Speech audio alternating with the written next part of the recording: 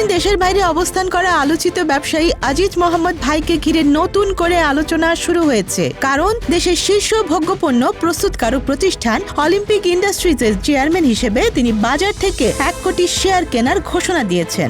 বর্তমান বাজার দর অনুযায়ী যার আর্থিক পরিমাণ প্রায় 155 কোটি টাকা। এই ঘোষণা শুধু শেয়ার বাজারেই আলোড়ন তোলেনি, বরং রাজনৈতিক ও আইনি অঙ্গনেও নতুন করে প্রশ্ন তৈরি করেছে। তাহলে কি তিনি দেশে ফেরার প্রস্তুতি নিচ্ছেন?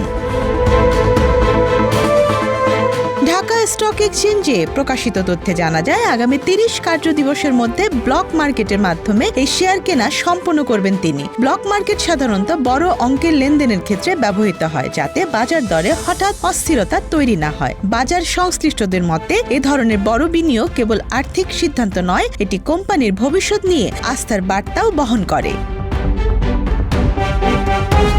কিন্তু আজিজ মোহাম্মদ ভাইয়ের ক্ষেত্রে বিষয়টি কেবল ব্যবসায়িক সীমায় আটকে নেই। তিনি বহু বছর ধরে দেশের বাইরে অবস্থান করছেন। 90-এর জনপ্রিয় অভিনেতা সোহেল চৌধুরী হত্যা মামলায় 2024 সালে আদালত তাকে যাবজ্জীবন কারাদণ্ড দেন। পাশাপাশি সালমান হত্যা মামলাতেও তিনি আসামিদের একজন। এসব মামলার প্রেক্ষাপটে তিনি দেশে ফেরেননি এবং দীর্ঘ সময় ধরেই পলাতক বলে আইনশৃঙ্খলা বাহিনীর নথিতে উল্লেখ রয়েছে।